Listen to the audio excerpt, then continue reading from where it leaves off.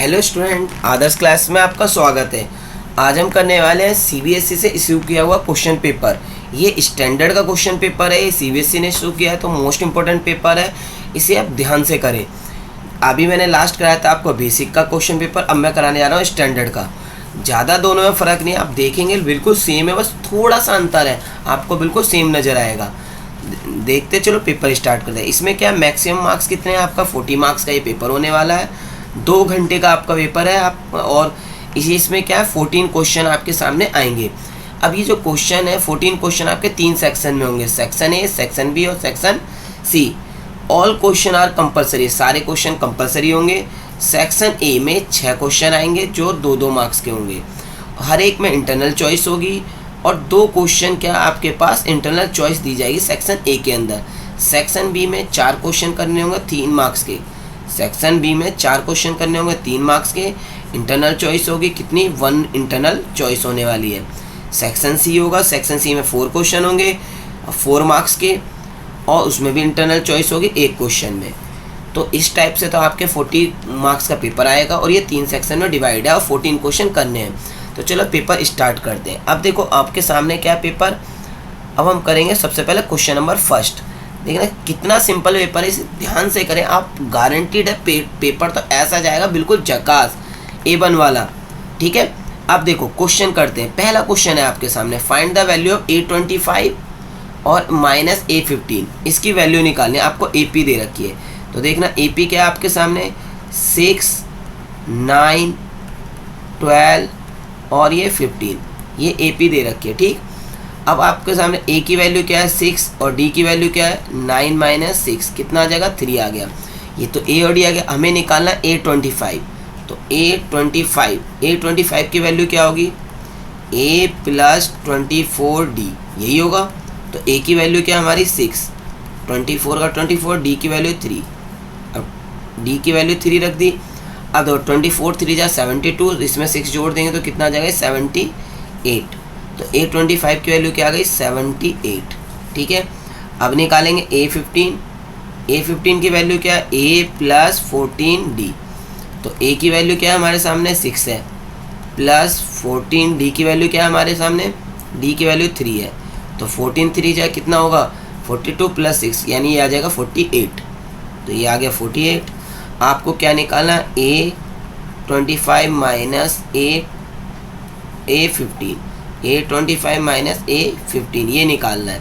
तो कैसे निकालेंगे, इसमें से A25 में से A15 घटा दो, 25 की वैल्यू क्या है 78 में से 48 घटा देंगे, तो ये हमारा आंसर आ गया। कितना आ गया हमारा आंसर, अगर ये घटाएंगे 30 हमारा आंसर है।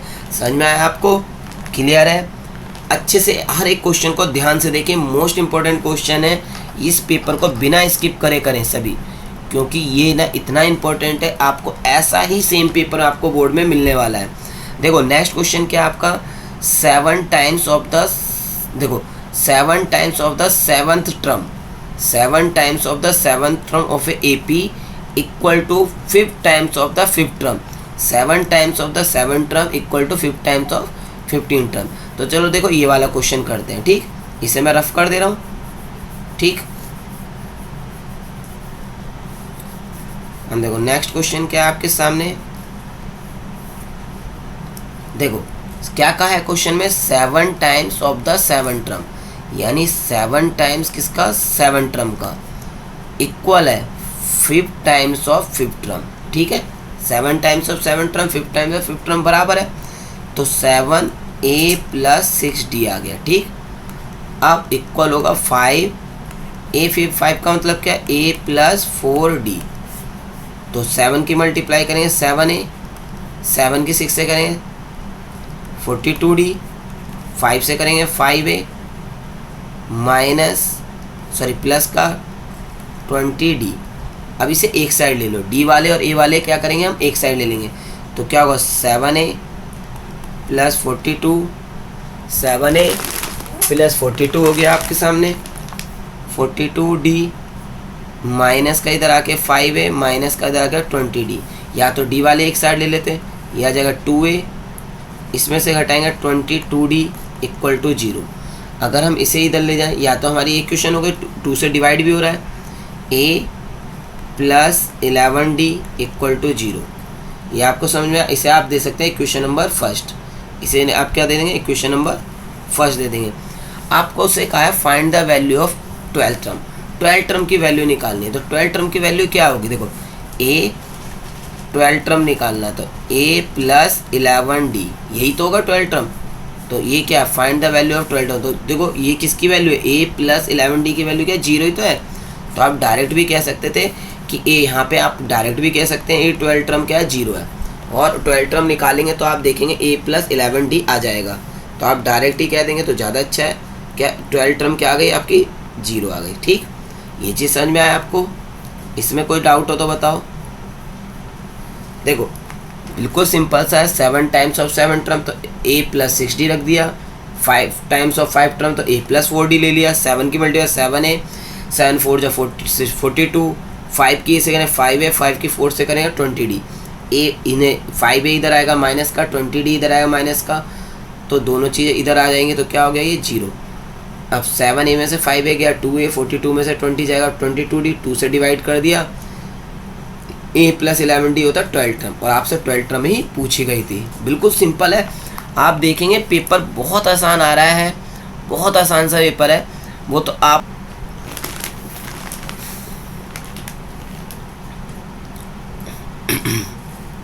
नेक्स्ट क्वेश्चन देखते हैं, क्वेश्चन नंबर 2।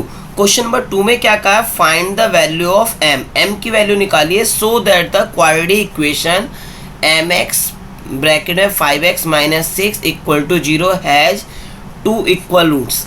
इस वाले क्वेश्चन में आपको ये क्वेश्चन में मिस्टेक दे रखी है, जो इक्वेशन है आपकी, ये इक्वेशन ये ना हो कि आपकी इक्वेशन क्या होगी, mx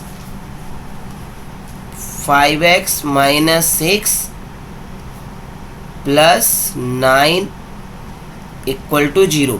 ये आपकी इक्वेशन है, ये क्वेश्चन में मिस्टेक आई है, जिसकी वजह से आपको अगर आप चेक करेंगे तो आपको आंसर में अलग दिखेगा, जो मार्किंग स्कीम है, और क्वेश्चन में अलग देगा, तो मतलब क्वेश्चन में मिस्टेक है। अगर आप 9 ऐड करेंगे तो 9 ऐड करके आपके मार्किंग में ये आंसर दे रखा है। तो ठीक है, तो आप इक्वेशन कौन सी मान लेंगे, mx ब्रैकेट है 5x माइनस 6 प्लस 9।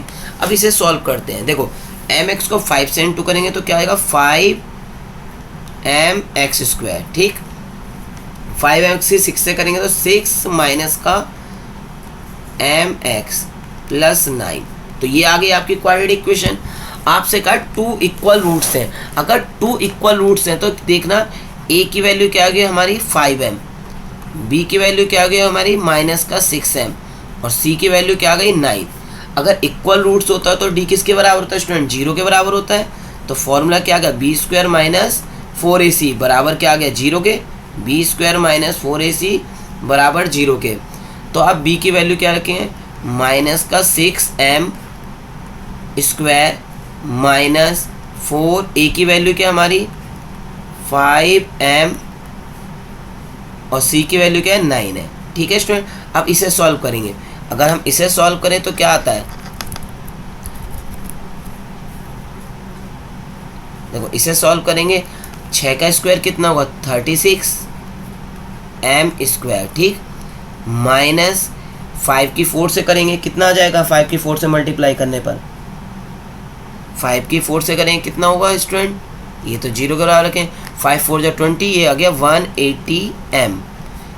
अब इसमें से क्या कॉमन आ रहा है, अगर हम इसमें से कॉमन ले लेते हैं तो कॉमन में क्या जाए 36m कॉमन ले लो, 36m कॉमन ले लो तो क्या हो जाएगा m माइनस 5। ठीक है स्टूडेंट, अब 36m बराबर 0 और m माइनस 5 बराबर 0, तो m की वैल्यू 1 आ गई 0, और m के माइनस का 5 उधर जाएगा प्लस का 5, तो m की वैल्यू 2 आ गई आपकी। आप देख सकते हैं इसके आंसर क्या है, आपके 2 m आंसर आ गया, एक m की वैल्यू 0 और एक ये, तो 0 तो पॉसिबल है नहीं, 0 तो पॉसिबल है नहीं, तो हमारा आंसर आएगा m = 5। ये हमारा राइट आंसर आ गया। समझ में आया क्वेश्चन नंबर 2। देखा आपने, जैसा बेसिक का क्वेश्चन था लगभग सेम है, बस डिजिट चेंज की गई है ना, कुछ थोड़ा सा लेवल बढ़ाया जाता है स्टैंडर्ड में। अब क्वेश्चन नंबर 3, क्वेश्चन नंबर 3 क्या कह रहा है, देखो फ्रॉम ए पॉइंट P, एक पॉइंट P है, 2 टेंजेंट दे रखी है PA and PB, PA and PB 2 tangent दे रखे, draw to the circle centre O0, OP बराबर है 2R के, OP बराबर क्या है स्टूडेंट 2R के। देखना OP बराबर है 2R के, find the angle A P B निकालना है। कौन सा एंगल निकालना है? देखो ए पी बी आपको नजर आ रहा है, ये ए पी बी, ये पूरा एंगल निकालना है। ठीक, तो ये पूरा निकल जाए। अगर हमें आधा एंगल पता चल जाए, आधा पता चल जाए तो डबल कर लेंगे, आधा एंगल पता चल जाए डबल कर दें तो ए पी बी आ जाएगा। और आगे पूछा what types of triangle A P B, और ए पी बी देखो ए पी बी किस प्रकार का ट्राइंगल है, आपसे यही पूछा, ये जो ए पी बी है वो किस प्रकार का ट्राइंगल। चलो इसे सॉल्व करते हैं। देखें बहुत आसान सा क्वेश्चन है, देखो बहुत आसानी से आप कर लेंगे। ठीक, पहले इसे रफ कर देते हैं। देखो क्या कहा है आपसे, OP2R है।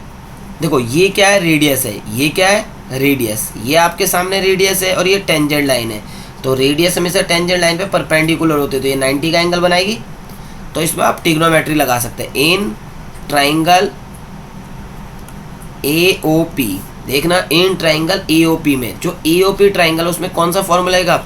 यहाँ पे मान लो थीटा एंगल बनना है, तो थीटा के सामने क्या है? ये परपेंडिकुलर, और 90 के सामने हाइपोटेनियस। तो परपेंडिकुलर हाइपोटेनियस कौन सा फॉर्मूला बन जाएगा? ये फॉर्मूला आएगा साइन थीटा। साइन थीटा का फॉर्मूला क्या होगा? OA अपॉन में OP, OA अपॉन में OP।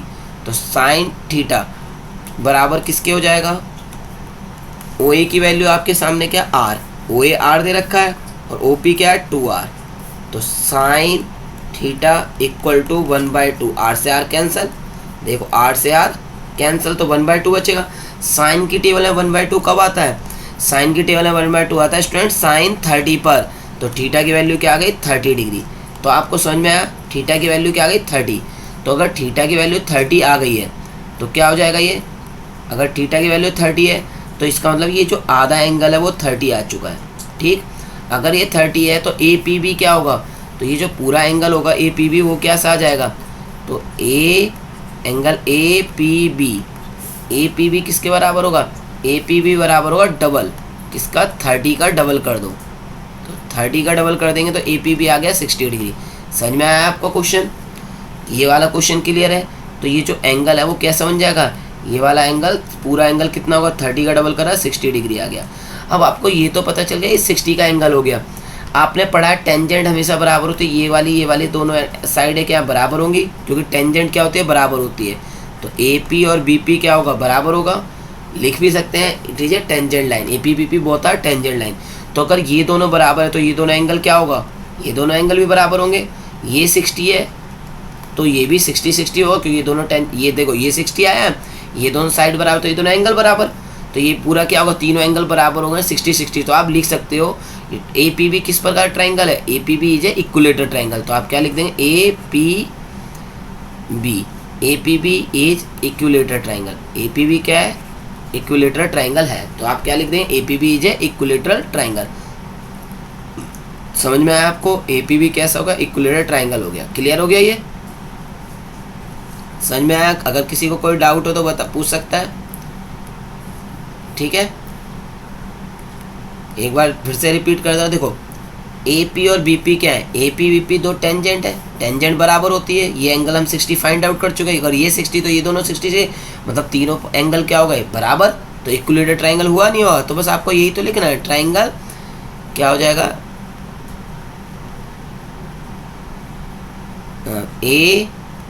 Triangle APB is equilateral triangle. आपको यही ट्राइंगल लिख देना है। समझ में आया? कितना आसान सा क्वेश्चन, पूरा पेपर देखेंगे आप कितना आसानी से आप सॉल्व कर लेंगे। क्वेश्चन नंबर देखते हैं 4। पेपर बहुत आसान आ रहा है, आप बहुत अच्छी स्कोरिंग कर सकते हैं इस समय। ठीक है, अब देखो क्वेश्चन नंबर 4 देखते हैं। The curved surface area of the right circular cone. एक राइट सर्कुलर कोन का कर्व्ड सरफेस एरिया आपको दे रखा है। रेडियस ऑफ बेस 56 सेंटीमीटर है, तो हाइट निकालिए। तो आपके सामने क्या दे रखा है? Curved surface area of circular cone. तो कर्व्ड सरफेस एरिया, आपको कर्व्ड सरफेस एरिया दे रखा है। किसका? Curved surface area of cone. Cone का कर्व्ड सरफेस एरिया गिवन है, कितना है? 12320 सेंटीमीटर स्क्वायर। क्या होता है student curved surface area formula? πRL, यही होता है। तो ये बराबर होगा 12320 के। क्लियर है? आपको रेडियस ऑफ बेस दे रखी है, इसकी रेडियस पता है तो ये तो रेडियस पता है, तो आप क्या रेडियस की वैल्यू रख देंगे और पाई की वैल्यू भी रख सकते हैं। ठीक, रेडियस की वैल्यू रख देंगे और पाई की वैल्यू रख देंगे। तो पाई की वैल्यू क्या आ जाएगी 22/7 और रेडियस की वैल्यू 56 इंटू में एल बराबर 12320। तो एल अपना यही रहेगा 12320 हो जाएगा। देखो डिवाइड वाला किस में चला जाएगा, इंटू में, डिवाइड वाला इंटू में, मतलब डिवाइड में जो 7 है इंटू में चला गया, इंटू वाला 22 डिवाइड में आ गया 22 इंटू 56। आप इसे काट लेना खुद से, जैसे ये 11 से जा रहा है, ये पूरा क्या 11 से जा रहा है, तो आप इसे काट सकते हैं। ये 7 से भी कट रहा है, तो इसे पूरा काटेंगे तो एल की वैल्यू क्या आ जाएगी आपकी, एल की वैल्यू आ जाएगी आपकी 70। तो क्या आ गई 70 सेंटीमीटर। समझ में आया ये क्वेश्चन, बस मैंने काटा नहीं है, आप काटेंगे 11 से काटेंगे तो ये कट जाए, पूरा काट के 70 आ जाएगा। तो देखो क्या दे रखा था आपको, कर्व सरफेस एरिया गिवन था, कर्व सरफेस एरिया का फॉर्मूला लगाएंगे पाई आर एल, पाई की वैल्यू आर की वैल्यू रखी, ये 22/7 7/22 हो जाएगा और 56 डिवाइड में आएगा, काट पीट के ये 70 आ जाएगा। ये वहाँ तक समझ में आया। अब आपसे पूछा क्या, फाइंड द हाइट, हाइट निकाली, तो आपको फॉर्मूला पता है एल स्क्वायर बराबर होता है R square plus H square होता है। तो एल की वैल्यू क्या है 70 का स्क्वायर, आर की वैल्यू क्या है 56 का स्क्वायर, एच स्क्वायर आपको निकालना है। तो एच स्क्वायर अपनी जगह रहेगा, इधर जाएगा 56, तो ये हो जाएगा 70 का स्क्वायर माइनस 56 का स्क्वायर। ठीक, तो एच बराबर क्या हो जाएगा, रूट में 70 का स्क्वायर तो कर देंगे आप, तो 70 का स्क्वायर करेंगे, 70 का स्क्वायर माइनस 56 का स्क्वायर, आप इसको 70 का स्क्वायर 56 का स्क्वायर करके घटा देना, ये आ जाएगा आपका 42। तो हाइट कितनी आ गई 42 सेंटीमीटर। क्वेश्चन आपने देखा कोई ज़्यादा कठिन नहीं है, क्वेश्चन बिल्कुल सिंपल सिंपल से क्वेश्चन आ रहे हैं, बहुत सिंपल क्वेश्चन आ रहे हैं। अगर आप देखें तो क्वेश्चन नंबर 4 हो गया। क्वेश्चन नंबर 5 देखते हैं। क्वेश्चन नंबर 5 में क्या कहा है आपसे, ये क्वेश्चन है, देखो मिस्टर गर्ग है, रिकॉर्ड कर रहे हैं marks obtain by the her student, अपने स्टूडेंट के मार्क्स रिकॉर्ड कर रहे हैं। ठीक है, table in the calculate the modal marks, modal marks दे रखा है, क्लास मार्क्स क्या है आपका 45 है। अरे भाई देखो स्टूडेंट क्लास मार्क्स आपको क्या गिवन है, क्लास स्टूडेंट क्लास क्या 45 है, printed data of the left in the year, मतलब टेबल आपको दे रखी है, एक टेबल मिसिंग है, तो आपको 45 क्या गिवन है 45 मॉडल क्लास गिवन है। अगर आपके पास मॉडल क्लास गिवन है, ये क्या हो जाएगी 45 आपकी कहलाएगी मॉडल क्लास, तो 45 क्या हो जाएगी मॉडल क्लास। अगर ये मॉडल क्लास है कि 45, तो ये मॉडल क्लास देखेंगे आप किस में आ रही है, सबसे पहले आप देखेंगे किस में आ रहा है, तो 45 किस में आता है 40 से लेकर 60 के बीच में आएगा 45, 40 से लेकर 60 के बीच में 45 आएगा।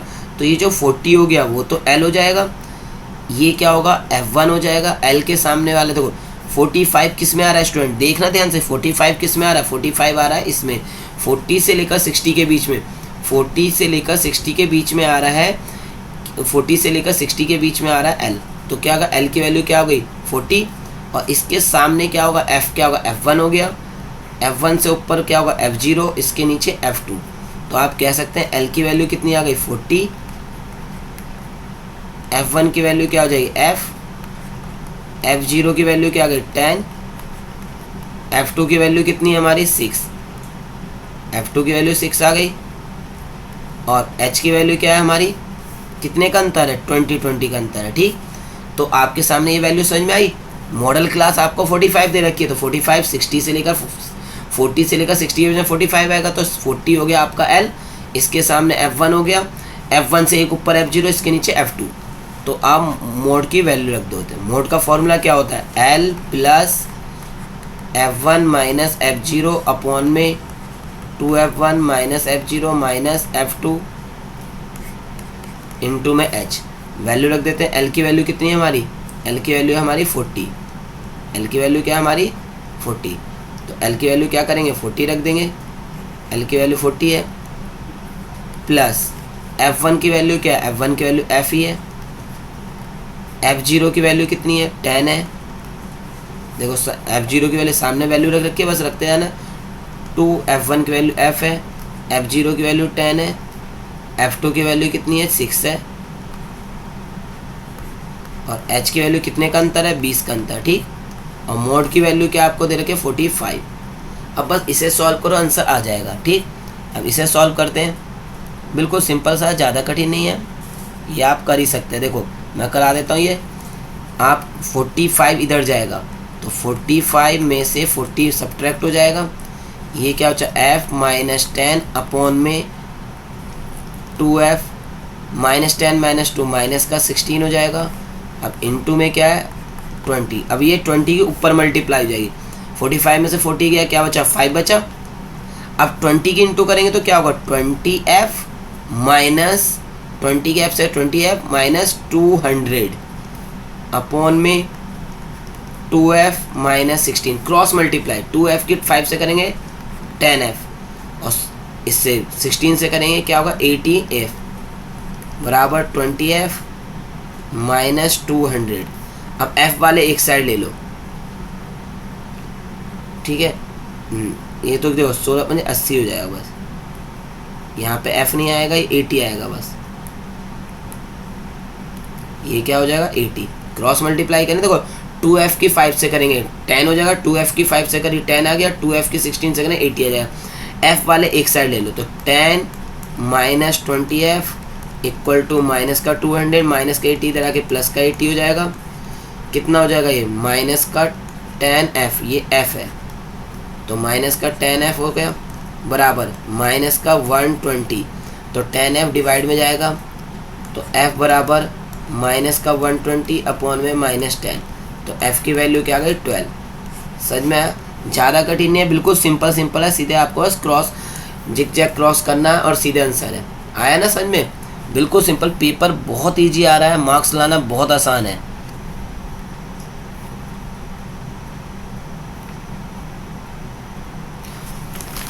देखो क्वेश्चन नंबर 6 देखते हैं स्टूडेंट। क्वेश्चन नंबर 6 क्या कह रहा है, if the Ritu were younger by the 5 year then, यानी जो ऋतु जो है वो 5 ईयर यंगर है of what she real age is, square of the age would have been 11 more than the 5 times of the percentage, what is the percentage. अब आपको देखो कुछ थोड़ा सा कम समझ में आया होगा। अब देखो मैं समझाता हूँ आपको, अपने आप पूरा समझ में आएगा। सबसे पहले तो लेट परसेंट एज ऑफ ऋतु, मान लिया जो ऋतु है उसकी परसेंटेज क्या है x ईयर। मान लिया हमने क्या परसेंटेज क्या है x ईयर। ये चीज़ तो समझ में आई होगी सबको। क्वेश्चन में जो ऋतु है उसकी परसेंटेज x ईयर है, मगर जो रियल एज है, रियल में जो रियली एज है, जो रियली एज है उसकी क्या है 5 ईयर यंगर है, 5 ईयर यंगर। तो ये 5 ईयर यंगर तो उसकी रियल एज क्या होगी x माइनस 5 ईयर। बात समझ में आई? अब तो आ गई होगी। सबसे पहले क्या ऋतु की परसेंटेज x ईयर है, जो रियल एज है ये वो क्या 5 ईयर यंगर है, जो रियल एज है वो 5 ईयर यंगर है। बात समझ में आई?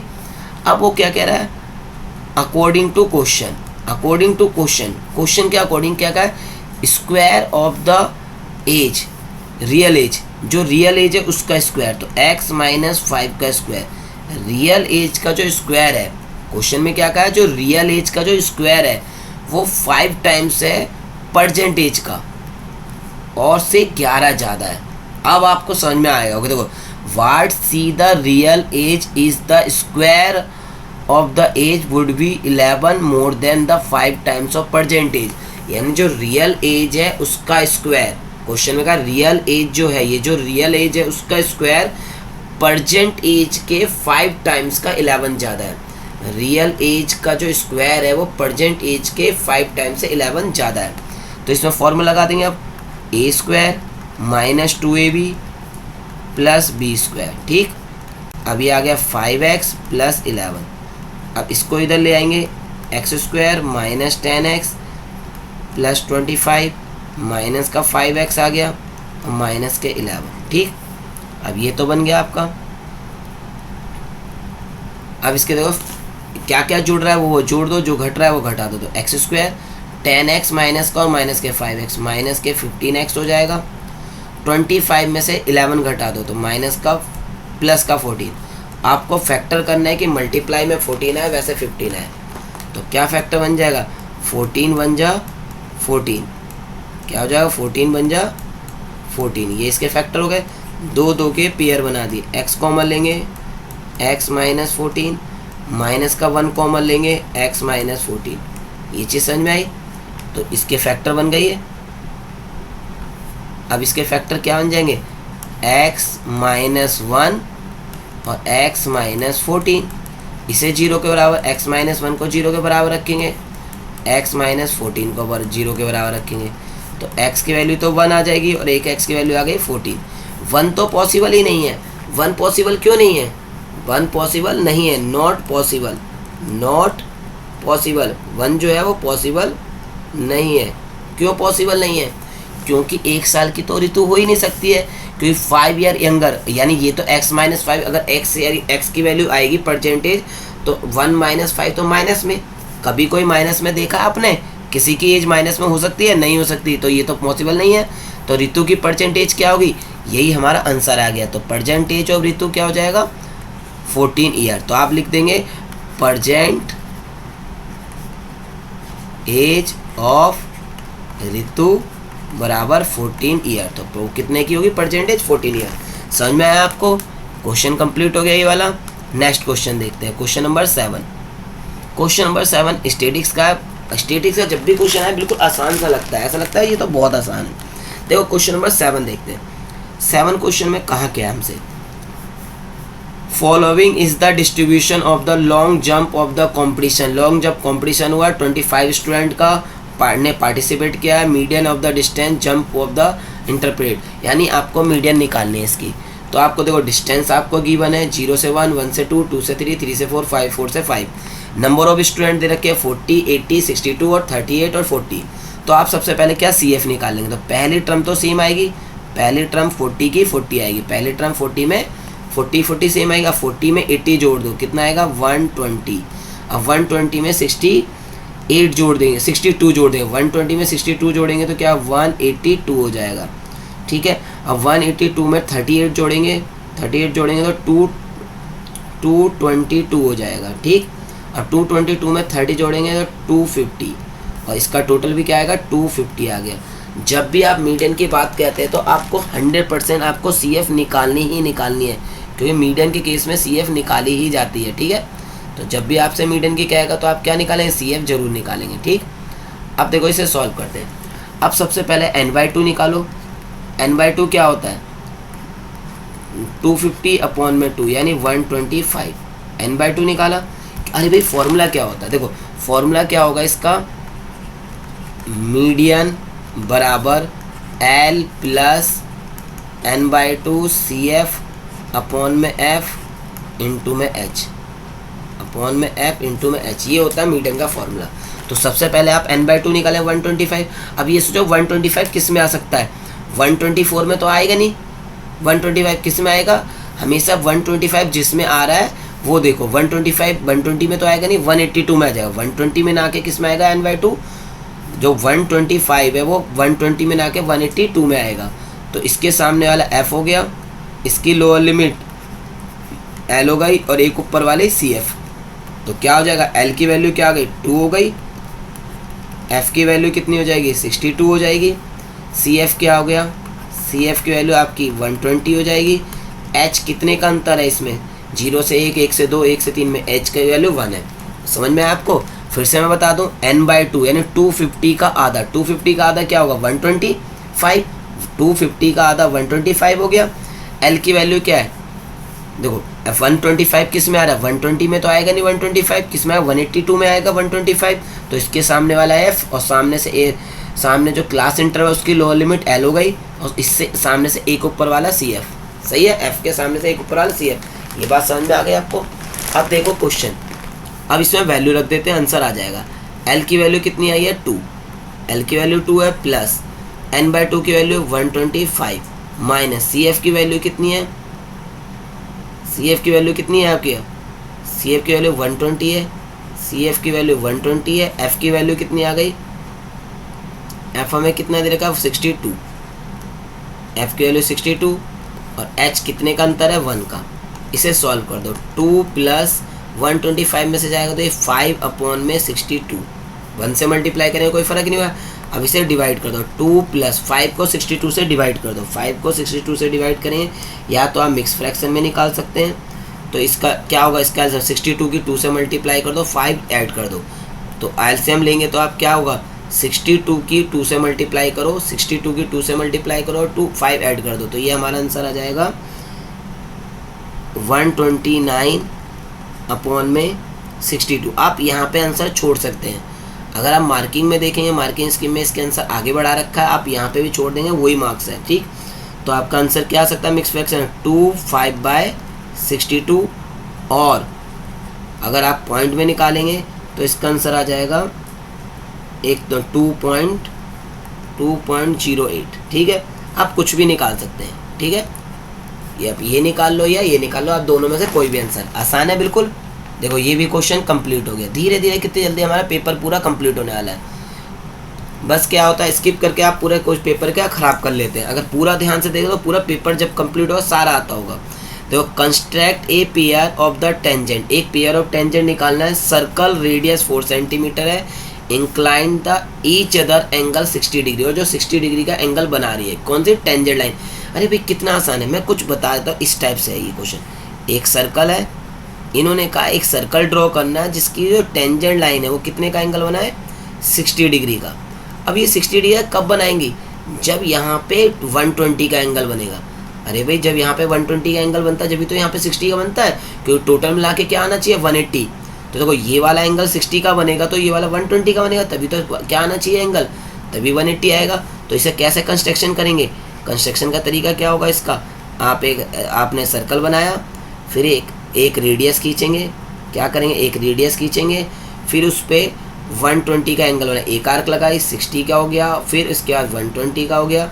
अब 120 से इसका एक एंगल बन जाएगा, तो यहाँ पे 120 का एंगल बनाया, फिर यहाँ पे 90 का एंगल बनाएंगे, 90 का एंगल बनाएंगे तो 90 का एंगल ऐसे करके जाएगा, फिर एक एंगल 90 का एंगल यहाँ बनाएंगे एक, ठीक है। फिर ये जो दोनों एंगल जहाँ कटेंगे वो पॉइंट आ जाए, पी क्यू आर और ओ। तो आपकी ये टेंजेंट ड्रॉ हो गई, समझ में आया। तो ये अपने आप ही कितने का आ जाएगा, ये 60 का आ जाएगा, समझ में आया। यानी एक रेड सर्कल खींचेंगे, एक रेडियस बनाएंगे, उस रेडियस पे 120 का एंगल बनाया तो ये 120 बन गया, यहाँ पे 90 बनाएंगे, यहाँ पे 90 बनाएंगे और इसे मिला देंगे। समझ में आइए, कर लेंगे आप। अब देखते हैं next question, question number 9। Question number 9 भी एपी उसका स्टैटिक्स का, ये भी आसान सा क्वेश्चन है। क्या कह रहा है, the distribution in the given below so the runs score by the batsman in one day cricket match. One day cricket match में आपका दे रखा है उसका mean of the number of run निकालने हैं। देखो मीन निकालना कितना आसान है। सबसे पहले क्या करें, 0 से लेकर 40 की मिड वैल्यू निकाल लो। तो 0 से लेकर 40 40/2, इसकी मिड वैल्यू कितनी आ जाएगी, 20। अब कितने का अंतर है, 40 का अंतर है, तो इस अगले की मिड वैल्यू क्या होगी, 40 का अंतर है, तो इसमें 40 जोड़ दो, कितना आ जाएगा 60। इसमें 40 जोड़ेंगे तो 100, इसमें 40 जोड़ेंगे तो 140, इसमें 40 जोड़ेंगे तो 180। तो ये आपका क्या आ गया, x आ गया, ये आपका क्या आ गया, x। तो क्या आ गया इसमें, ये x हो गया, ठीक। अब आपको FI XI निकालना है, तो x की f की मल्टीप्लाई, तो 12 की 20 से मल्टीप्लाई करेंगे, ये 240। अब 20 की 60 से करेंगे और ये 1200, ठीक। अब 35 की 100 से करेंगे 3500, 30 की इससे करें 4200, 18 की 30 से करेंगे तो ये कितना आएगा, बस इनकी मल्टीप्लाई तो करनी है, ये आ जाएगा 4140, ठीक। हमने क्या करा, बस x वाले की, तो क्या करा है, f की और x की, इन दोनों की मल्टीप्लाई, f और x की मल्टीप्लाई, यानी f वाले टर्म की और x वाले टर्म की मल्टीप्लाई कर दी। अब इसका टोटल कर दो, इसका टोटल कितना आ रहा है, इसका टोटल आ जाएगा 132, आप करके देख सकते हैं 13280, ठीक है। और f का टोटल कर दो, f का टोटल कितना आ रहा है 120, f का टोटल क्या 120, ठीक। अब क्या करें, अब मीन का तो क्या होता है, मीन का फॉर्मूला, मीन बराबर सिग्मा FI XI अपॉन में सिग्मा FI। तो सिग्मा FI XI की वैल्यू क्या है 1328 जीरो अपॉन में 120, जीरो से जीरो कट गया, 12 से इसे काट दो या डिवाइड कर दो, तो आपका आंसर क्या आ जाएगा, 12 से डिवाइड कर दो या काट दो, ये आएगा 110.67 रन। ठीक है, ये चीज़ समझ में आई। ये आपका क्वेश्चन नंबर 9 हो गया। क्लियर है। अब देखते हैं क्वेश्चन नंबर 10। जल्दी पेपर खत्म होने वाला है, जल्दी देखो आप 10 क्वेश्चन पे आ गए। क्वेश्चन नंबर 10 क्या है आपका सामने,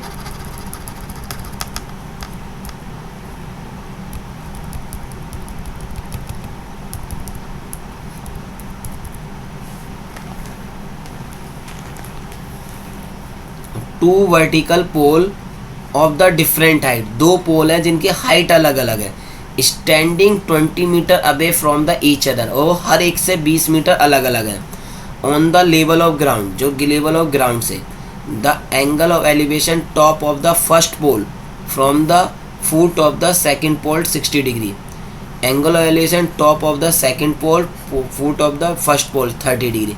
तो डिस्टेंस बिटवीन, देखो find the distance and height of the two pole, इनके बीच का डिस्टेंस भी निकालना है और हाइट निकालना है दोनों पोलों की। क्या निकालना है, हाइट निकालना है दोनों पोलों की।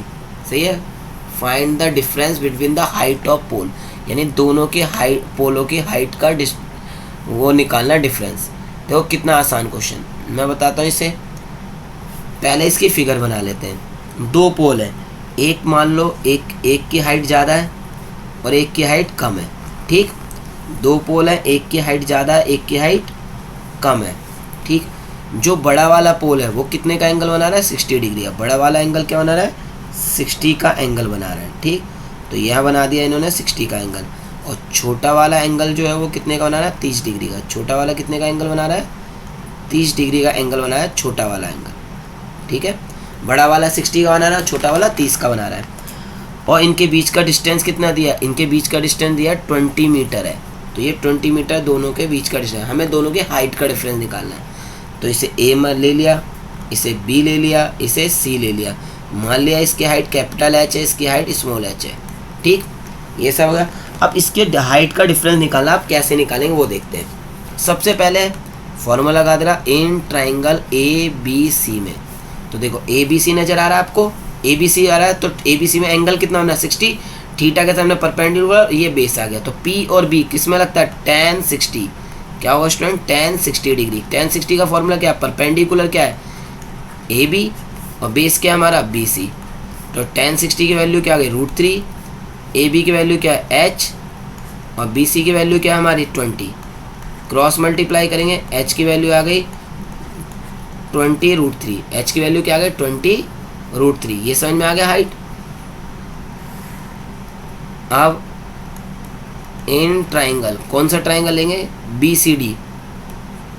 बी सी डी, तो देखो बी सी डी ट्राइंगल में थीटा के सामने परपेंडिकुलर अपॉन में बेस, क्या होगा B C D, perpendicular upon में बेस। tan 30, परपेंडिकुलर की वैल्यू क्या है, सी डी अपॉन में, परपेंडिकुलर सी डी अपॉन में बेस, बी सी। देख रहे हो ना, देखो मैं क्या कर रहा हूँ, बी सी डी में फॉर्मूला और थीटा के सामने परपेंडिकुलर और बेस। तो परपेंडिकुलर क्या है, सी डी, और बेस क्या है, बी सी। तो tan 30 बराबर C D upon B C. tan 30 की वैल्यू क्या है, 1/√3। सी डी की वैल्यू क्या है, स्मॉल एच। बी सी की वैल्यू क्या है, 20। तो स्मॉल एच की वैल्यू कितनी आ जाएगी, क्रॉस मल्टीप्लाई 20 अपॉन में √3। तो आपकी एच के, स्मॉल एच कैपिटल एच की वैल्यू आ गई। ठीक, अब इन्हें क्या करेंगे, हमें निकालना हाइट का डिफरेंस। आपको क्या निकालने को कहा था, डिफरेंस निकालने को कहा। तो डिफरेंस क्या होगा, capital H minus small H. तो कैपिटल एच की वैल्यू क्या है, 20√3 माइनस करना है 20 अपॉन में √3। ठीक, तो एलसीएम लेगा √3 से इंटू हो जाएगी। अगर √3 की √3 से करेंगे 3 हो जाएगा, 3 की 20 से करेंगे 60 माइनस 20 अपॉन में √3।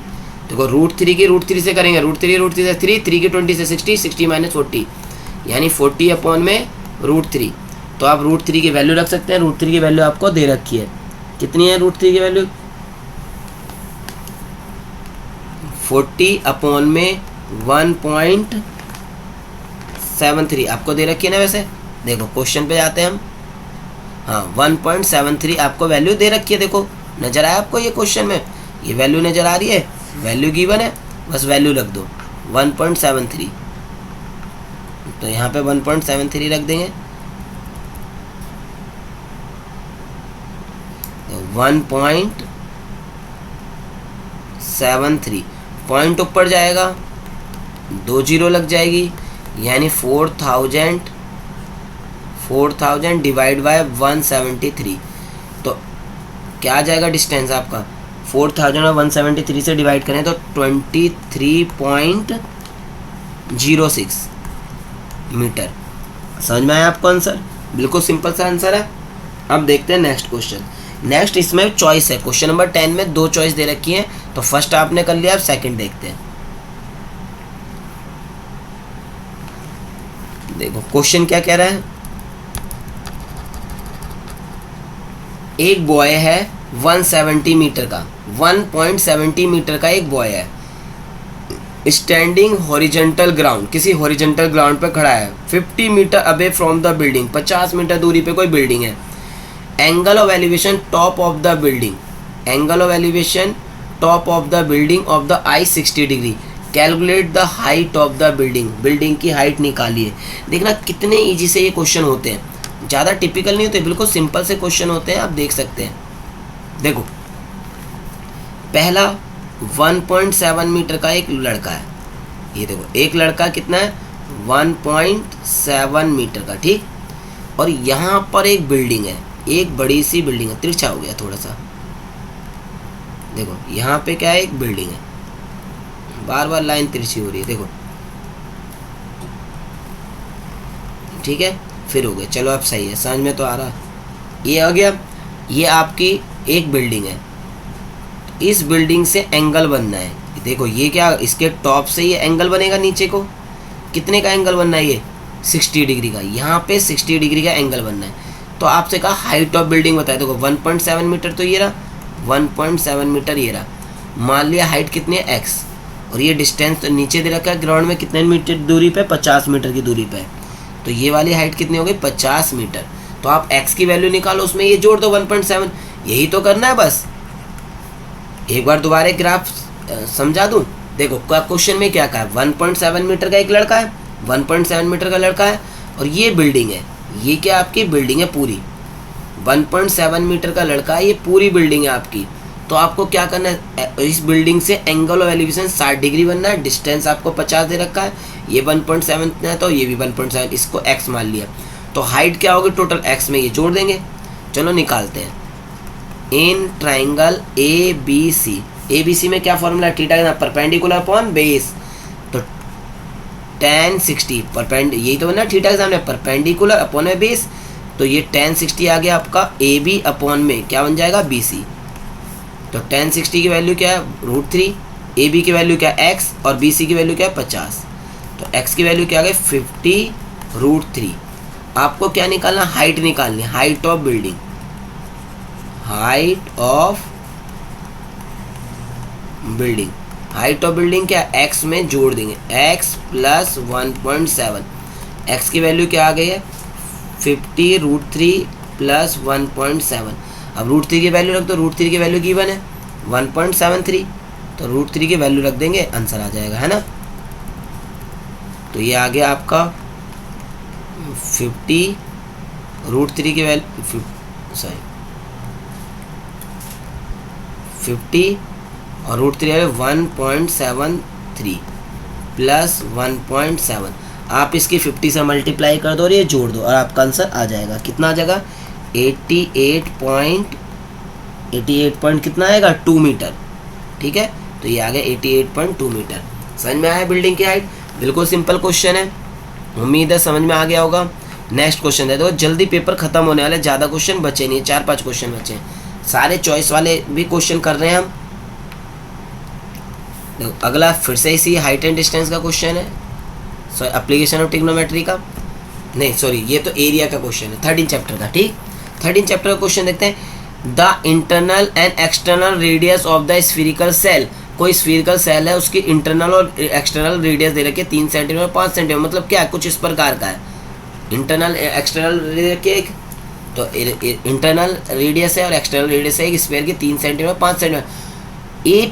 Is melted and recast into the solid cylinder, उसे एक सॉलिड सिलेंडर में बदल दिया जिसकी डायमीटर 14 है, डायमीटर 14 है और हाइट ऑफ द सिलेंडर बताइए, तो total surface area of cylinder भी बताइए। देखो एक चीज़ आपको बता दूँ, जब किसी को मेल्ट करते हैं तो दोनों का वॉल्यूम बराबर होता है, तो यहाँ पे क्या होगा, वॉल्यूम ऑफ स्फेरिकल सेल, जो ये बराबर किसके होगा, वॉल्यूम ऑफ सिलेंडर के होगा, वॉल्यूम ऑफ सिलेंडर, दोनों के ये क्या होंगे, दोनों बराबर होंगे, वॉल्यूम ऑफ स्फेरिकल सेल बराबर वॉल्यूम ऑफ सिलेंडर। अब जो स्फेरिकल सेल है, जो स्फेरिकल सेल है वो स्फेयर करके आकार की होगी, क्या होता है स्फेयर का वॉल्यूम 4/3 पाई आर की क्यूब। जब भी ना ये क्या होता है एक्सटर्नल इंटरनल होता है, जब भी एक्सटर्नल इंटरनल किया जाता है तो ये होलो बन जाता है, इसमें क्या लगेगा 4/3 पाई आर की क्यूब होता है, तो आप क्या करें बड़ी आर की क्यूब माइनस छोटी आर की क्यूब कर देंगे। ठीक है, मैंने आपको बताया जब भी होलो की बात होती है आप क्या करते हैं, बड़े में से छोटा घटा देते हैं, करते हैं नहीं करते हैं, बड़े में से छोटा घटा देंगे। ठीक, तो बड़ी आर की क्यूब लिखेंगे, बड़ी आर की क्यूब माइनस छोटी आर की क्यूब। ठीक, तो ये तो फॉर्मूला आ गया, वो स्फेरिकल, तो स्फेरिकल सेल का वॉल्यूम क्या होगा 4/3 पाई आर की क्यूब होता है, तो बड़े में से छोटा घटा है क्योंकि आपको दे रखा है इंटरनल और एक्सटर्नल, यानी कुछ इस प्रकार का। अब volume of cylinder pi R square H, देखो पाई से पाई तो दोनों तरफ काट दिया, 4/3 बचा, आर कितना हमारा बड़े वाला आर क्या 5, तो 5 की क्यूब माइनस 3 की क्यूब। अब सिलेंडर की रेडियस दे रखी है, सिलेंडर का डायमीटर आपके सामने 14, अगर डायमीटर 14 तो रेडियस 7 × 7 × h। ठीक, तो 4/3, अब ये कितना आ रहा है 125 माइनस 27 और ये 49h, तो जो कट रहा है उसे काट दो, 4/3 × 27 इसमें से घटाएंगे कितना आ जाएगा, ये आएगा 98 49h, तो 49 की टेबल में 98 तो 2 बार में जाता है, तो h की वैल्यू क्या आ गई 8/3, यही तो होगा। देखो 49 की टेबल में उधर 49 की टेबल में 2 बार में गया, 4 की 2 से मल्टीप्लाई 8/3 बन गई है, h की वैल्यू आ गई 8/3। समझ में आया, आप यहाँ छोड़ सकते हैं इसका आंसर और इसे मिक्स फ्रैक्शन में कर, 8/3 का मतलब क्या हो सकता है, आप इसे मिक्स फ्रैक्शन में कर सकते हैं, 2 एंड कितना हो जाएगा 2 एंड 2/3 मीटर, मिक्स फ्रैक्शन में कर दो या वैसे हाइट कर दो। समझ में आया ये क्वेश्चन। अब आपको टोटल सरफेस एरिया निकालना है, ये तो बहुत आसान है। अगर आपको टोटल सरफेस एरिया निकालना हो तो क्या करेंगे, टीए से total surface area of cylinder, ये तो बहुत आसान है। क्या होता है total surface area 2 pi R h + r, बस वैल्यू रख दो, 2 का 2 22/7, r की वैल्यू कितनी 14 का डायमीटर था तो रेडियस 7 हो गई, हाइट कितनी आई आपकी, हाइट ये आई है 8/3 प्लस रेडियस 7, आप इसको सॉल्व कर दो, 7 से 7 कट गया, 2 × 22 × 3 7 जा 21 और ये 28 29 बटे में 3, तो इन सब की मल्टीप्लाई करो, 3 से डिवाइड कर दो, तो आपका क्या आ जाएगा, ये टोटल सरफेस एरिया आएगा। टोटल सरफेस एरिया कितना आ जाएगा, चाहे आप मिक्स फ्रैक्शन में करो चाहे ऐसी, ये आएगा 1276/3, आप इसमें लिख सकते हैं और अगर पॉइंट में करेंगे तो कितना आ जाएगा 425.33 सेंटीमीटर स्क्वायर। ठीक है, समझ में आया आपको, ये क्वेश्चन भी कंप्लीट हुआ। क्वेश्चन नंबर देखते हैं 11, ये सर्कल का क्वेश्चन है। क्वेश्चन नंबर 12, क्वेश्चन नंबर 12 में क्या कहा है देखना, ये बुक का क्वेश्चन ही आपने करा है पहले।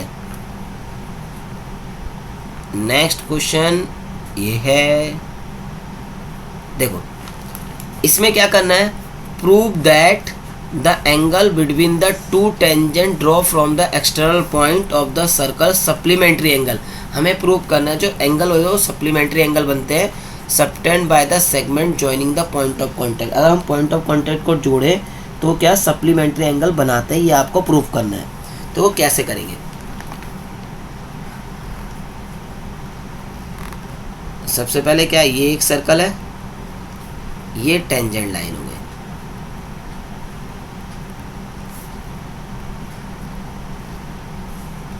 ये O है ये पी क्यू और आर। देखो अगर मुझे प्रूफ करना है कि ये सप्लीमेंट्री एंगल बनाते हैं तो इन दोनों का टोटल एंगल क्या 180 होगा या नहीं होगा? इन सारे एंगल का टोटल कर दो। तो कौन कौन से एंगल हैं आपके? इससे 4 एंगल बनने हैं। तो सबसे पहले O A P, angle O A P plus, देखो सॉरी नाम चेंज कर देता हूँ मैं इसके जरा से,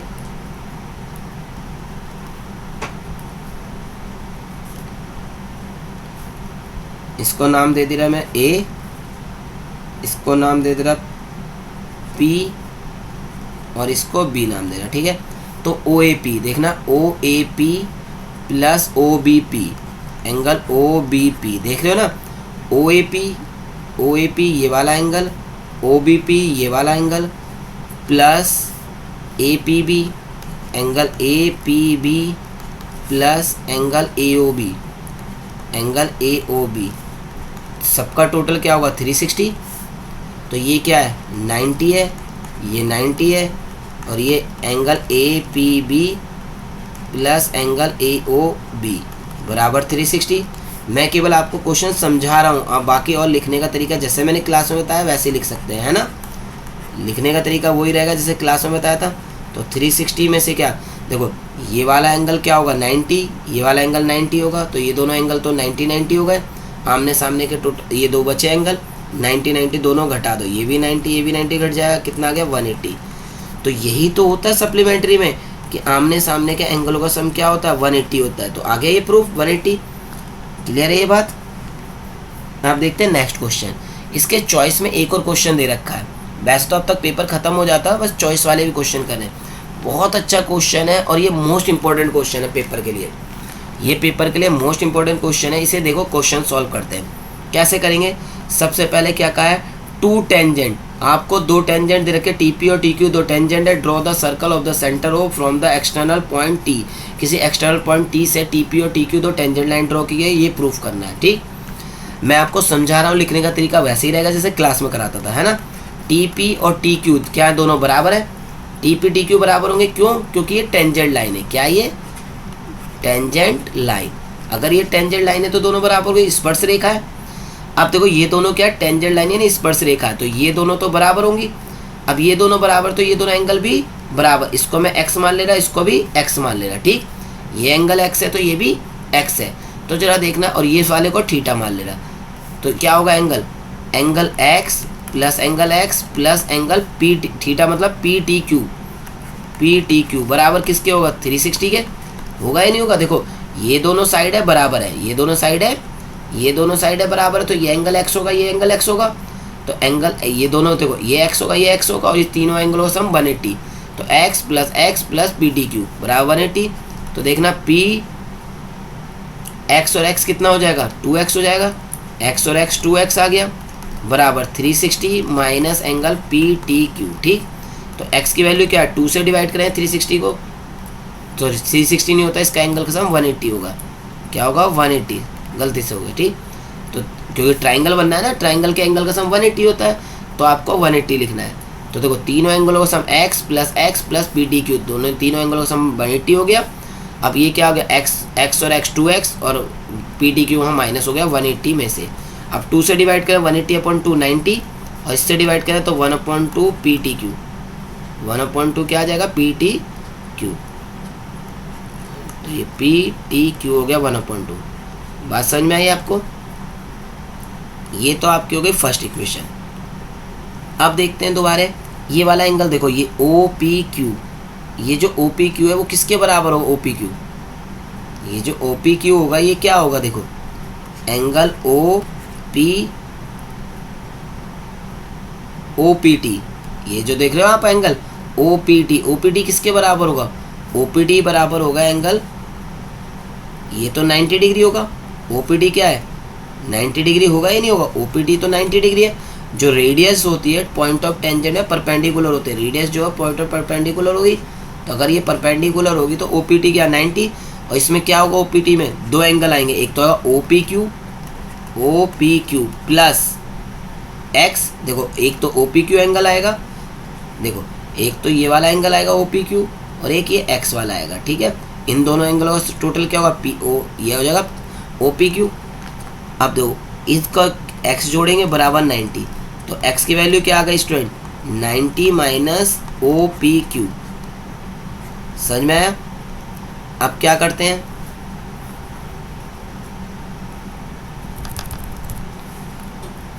अब आपके सामने x की दो वैल्यू आ गई, ओ पी क्यू, ये सेकंड हो गया। देखो ये भी x कह रहा है, ये क्या है, दोनों को बराबर रख देते हैं। तो 90 minus 1/2 angle P T Q बराबर होगा 90 minus angle O P Q. ठीक, 90 से 90 दोनों तरफ कट गया, माइनस से माइनस कट जाएगा, 1/2 P T Q, 1/2 P T P Q बराबर होगा एंगल ओ पी क्यू। 2 उधर जा गया तो पी टी क्यू बराबर है एंगल 2 ओ पी क्यू। समझ में आया आपको? कितना सिंपल है।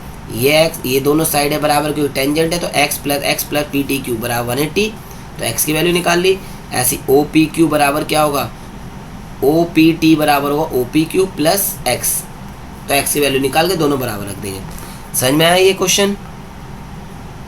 अब नेक्स्ट क्वेश्चन देखते हैं, क्वेश्चन नंबर 13। अब वैल्यू बेस्ड क्वेश्चन बचे हैं, अब बस सारे क्वेश्चन कंप्लीट हो गए, वैल्यू बेस्ड क्वेश्चन बचे हैं। देखो दोनों क्वेश्चन है, वैल्यू बेस्ड क्वेश्चन है, ध्यान से देखेंगे। ठीक है, क्वेश्चन क्या कह रहा है, देखो trigonometry in the form of the triangulation form of the basis navigation where it with the, ये देखो बहुत सारी बकवास है, ये तो आप पढ़ लेंगे, मैं आपको समझा देता हूँ सीधे। ये कहाँ से स्टार्ट है main part, a grade station of the top of the 240 metre tower, यानी ये जो टावर दिख रहा है आपको ये 240 मीटर का है। ऑब्जर्व द बोट, और वो कोई बोट को आता हुआ देखता है ना, बस, और वो एंगल बना रहा है 30 डिग्री का। मैंने ओवरव्यू बता दिया आपको, बाकी आप खुद कर लें। ठीक है, तो आप ये कुछ इस प्रकार का ये बोट है, ये क्या है, ये आपको गार्ड दे रखा है, इससे ये क्या है 240 मीटर का है ये, और यहाँ से आते हुए कोई बोट दिख रही है दूर से, है ना, वो बोट कितने का एंगल बना रही है, 30 डिग्री का। ठीक, यहाँ तक समझ में आ गया आपको? तो और आप पूरी कहानी पढ़ लेना। क्या क्वेश्चन क्या कहा गया, क्वेश्चन में कहा make a level a figure on the basis of the given information. इन्होंने कहा है इस बेस पे क्या इन्फॉर्मेशन है हमारे पास, है ना, तो कैलकुलेट द डिस्टेंस निकालना है बोर्ड का, foot of the observe the tower. देखो क्या क्या कहा आपसे, डिस्टेंस निकालना और इसका ऑब्जर्व बताना है कि कितना सही है। तो सबसे पहले क्या बनाएंगे, इसमें डिस्टेंस निकालने को कहा आपसे, तो डिस्टेंस कितना हो जाएगा आपका, देखो मैं ये समझाता हूँ, बस सीधे सीधी सी बात है, बहुत आसान सा क्वेश्चन है, आप पढ़ेंगे, आप पढ़ के देखें। इसमें सीधे क्या कहा आपसे, ये एक टावर है और इस टावर से आता हुआ कोई आपको दिख रहा है बोट। अब आप यहाँ से एंगल, और कितने का एंगल बना रहे हैं, ये डिस्पर्सन एंगल बना रहा है, ये कितना डिस्पर्सन एंगल बना रहा है, 30 डिग्री। आप पढ़ लेना इसे, ये 30 है तो ये 30 है, क्वेश्चन एक बार रीड कर लेना खुद से। ठीक, ये 240 है और ये x डिस्टेंस है, तो आपको बस ये डिस्टेंस ही बताना है। ये कितना आसान सा क्वेश्चन है। तो आप क्या करेंगे, tan 30 बराबर क्या होगा, परपेंडिकुलर क्या आ गया, ए बी अपॉन में बी सी। tan 30 की वैल्यू 1/√3, ए बी क्या हमारा 240, बी सी क्या हमारा x, तो x बराबर 240√3, तो आपका डिस्टेंस आ गया 240√3। समझ में आया? फर्स्ट पॉइंट कितना आसान सा था, बिल्कुल आसान था, समझ में आ गया। x की वैल्यू क्या है 240√3। अब सेकंड पॉइंट देखते हैं, क्वेश्चन बाकी ध्यान से पढ़ लेना। आफ्टर द 10 मिनट, 10 मिनट बाद, observe the boat of the approach the tower. 10 minute बाद देखते हैं कि जो बोट है वो अप्रोच कर जाते हैं, उसकी तरफ बढ़ जाती है। कितना बढ़ जाती है, इतना बढ़ जाते हैं, 240√3 - 1 बढ़ जाती है। तो इमीडिएटली राइज द अलार्म, और अलार्म एकदम बज जाता है। तो dispersion angle of the boat of the observe the tower, तो बताइए एंगल क्या होगा उसका। ठीक है, बोट का मैं आपको देखो फिगर बना के दिखाता हूँ। ठीक, इससे आप आसानी से समझ जाएंगे। अभी देखो आपने आधा क्वेश्चन आपने पहले किया था, उसी से रिलेट है।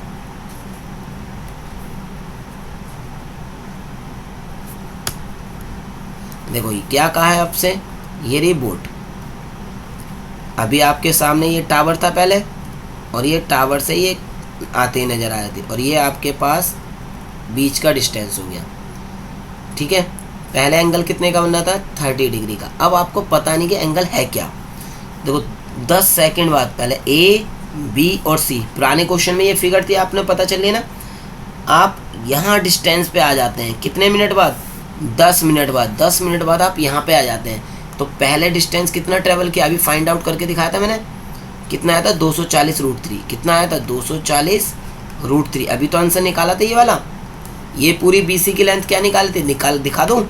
देखो अभी आपने फर्स्ट क्वेश्चन में निकाले थे BC की लेंथ, ये रही तो 240√3। तो ये जो BC की लेंथ निकाली थी, अब वो हमें तो पता है ये पूरी, तो BC हमारा 40√3 आ जाएगा। ठीक, तो यहाँ से यहाँ तक का तो ये आ गया। अब देखो ये आपको निकालना है ये कितने का एंगल बनना है, जब ये डिस्टेंस कितना हो जाता है एंगल, आपसे क्वेश्चन में कह दिया है। ये लो बार बार टैब हिल जा रहा है।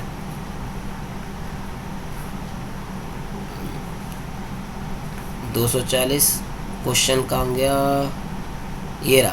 देखो कितना डिस्टेंस चल रहा है, डिस्टेंस चल रहा है वो इतना, ये रहा इतना 240√3। तो ये जो बीच का डिस्टेंस चला है वो कितना चला है 10 मिनट में, 240 ब्रैकेट में √3 - 1। तो आप देखो अगर आपको CD की डिस्टेंस दे रखा, आपको CD का डिस्टेंस दे रखा, टोटल दे रखा, तो BD नहीं निकाल लेंगे। तो BD की वैल्यू क्या हो जाएगी स्टूडेंट, BD की वैल्यू 40, देखो 240√3 में से घटा देंगे। क्या घटा देंगे 240√3 में से, क्या घटा देंगे 240√3 में से ये पूरा घटा दो। कौन सा 240 ब्रैकेट में √3 - 1 घटा देते हैं। ठीक, तो क्या होगा 240√3, 240 की √3 से इंटू माइनस का 240√3 हो जाएगा। अगर 240 की √3 से इंटू करेंगे तो क्या आ जाएगा 240√3, और 240 की -1 से करें प्लस का 240, तो इससे ये कट गया, तो डिस्टेंस आ गया 240। ठीक, आपसे कहा ये एंगल निकालिए। अब ये डिस्टेंस तो आ गया 240, आपसे एंगल पूछा है, तो आप अगर कौन सा ट्राइंगल में इसमें एंगल निकालना, तो इन ट्राइंगल ABD में फॉर्मूला लगा दो। थीटा के सामने परपेंडिकुलर, तो tan थीटा बराबर परपेंडिकुलर क्या AB, और बेस क्या हमारा BD। अब AB की वैल्यू भी 240 है, ये 240 ही तो था ये, और BD की वैल्यू भी क्या है 240। इसे काट देंगे 1 आ जाएगा, तो tan थीटा की वैल्यू क्या आ गई, tan थीटा बराबर 1, थीटा की टेबल में 1 कब आता है, यह आता है tan 45 पे। तो आपका आंसर क्या आ गया, थीटा बराबर 45 डिग्री। बात समझ में आया, क्लियर है। देखो बिल्कुल आसान से देखा आपने, स्टैंडर्ड का पेपर बहुत आसान है, बहुत आसान है या नहीं है, बस थोड़ा सा समझने की देर है। अब देखो क्वेश्चन देखते हैं, ये कौन सा क्वेश्चन है, क्वेश्चन नंबर लास्ट क्वेश्चन बच्चा है आपके सामने। अगला सेकंड केस स्टडी है, लास्ट है, बिल्कुल ध्यान से देखना। Push up are the fast and efficiency exercise और बिल्डिंग द स्ट्रेंथ। बिल्कुल आपको क्या करना है, डेली सुबह पुशअप लगाने चाहिए, इससे आपकी स्ट्रेंथ बढ़ती है ना। ये बाकी आप बढ़ लेना, क्या क्या दे रखा है ना, मैं आपको सीधे मुद्दे पे ले जाता हूँ। आपको क्या दे रखा है, Nitesh want to particular of the pushup of the challenge. वो एक चैलेंज लेना चाहता है, I can currently make the 300 pushup. अभी 3000 पुशअप आप 1 घंटे में मार रहा है। अभी प्रेजेंट में वो कितने पुशअप मार रहा है, 3000 पर आवर में, 1 घंटे में 3000 पुशअप मार रहा है। But he wanted to achieve, मगर वो अचीव करना चाहता है टारगेट 3900 का। अभी कितने पुशअप मार रहा है, 3000 पुशअप मार रहा है, और वो अपना टारगेट कौन सा अचीव करना चाहता है, 3900 का। अभी 3000 पुशअप मार रहा है, कितने पुशअप मार रहा है, 3000 पुशअप, और वो अचीव करना चाहता है 39000 पुशअप। ठीक है, to make the 4 more pushup up the 1 of the hour, यानी हर घंटे वो 5 पुशअप बढ़ा देता है। ठीक है, यानी अभी 3000 तो अगले में 5 पुशअप बढ़ा लेगा प्रीवियस डे, हर अगले दिन में। तो फर्स्ट ऑफ द उसके 3000 पुशअप है, तो पर्टिकुलर रेगुलरली वो टारगेट को करता रहता है। तो इसके आंसर बताना है, from an AP represent the number of pushup on the day, hence the minimum number of day needed to particular before the day. ध्यान से देखना, before the day his goal और द अंकल, यानी वो कब अपने गोल को पा लेगा, उसके बिफोर डे बताना है कि कब उसका अपने गोल को पाने के लायक हो जाएगा। तो सिंपल सी बात है, देखो पहला क्या आ गया आपका AP है, कितना आ गया, पहले डे में 3000 पुशअप, अगले डे में 5 पुशअप बढ़ जाएंगे, 3005 पुशअप, अब 3010 पुशअप। तो ये करता रहेगा, उसे कितना करना है पुशअप, 3900 पुशअप लगाने हैं। बात समझ में आ गई। अब देखो AN का फॉर्मूला लगा ले, बिल्कुल ईजी सा क्वेश्चन नजर आ गया। अब तो ए प्लस एन माइनस 1d, देख रहे हो ना कितना आसान आ गया। ए एन की वैल्यू 3900 इक्वल टू ए की वैल्यू 3000 प्लस एन की वैल्यू क्या है एन माइनस 1, डी की वैल्यू कितने का अंतर है 5 का, तो ये 39,000 वहाँ घट जाएगा, 900 आ जाएगा, 900 एन माइनस 1 5। अब 900 को 5 से डिवाइड कर दो, कितना आ जाएगा ये 900 डिवाइड बाय 5 एन माइनस 1, तो इसे काट देंगे, कितना आ जाएगा ये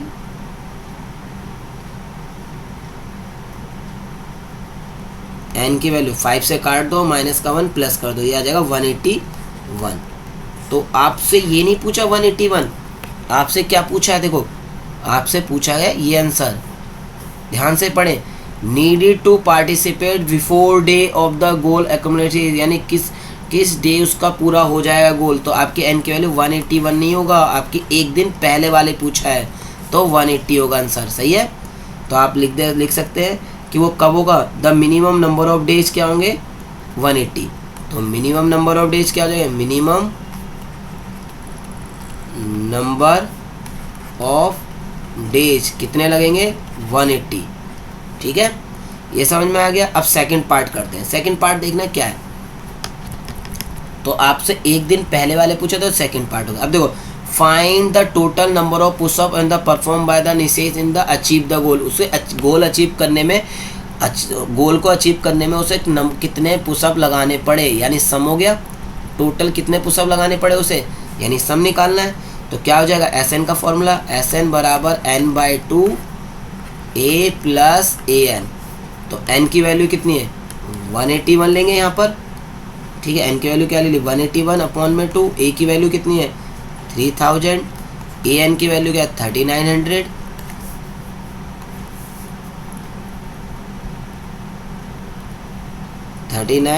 ठीक। अब 181 अपॉन में 2, इन दोनों को ऐड कर दो 6900, अब इसे 2 से काट दो, इसे मल्टीप्लाई कर दो, तो क्या आ जाएगा ये, इसे सॉल्व करेंगे तो 624450, ठीक है, इतने पुशअप होंगे, यही तो टोटल कितने पुशअप लगाएगा वो अपने गोल को करने में, इतने पुशअप से लगा देगा, ठीक। ये आपका पेपर कंप्लीट हो गया।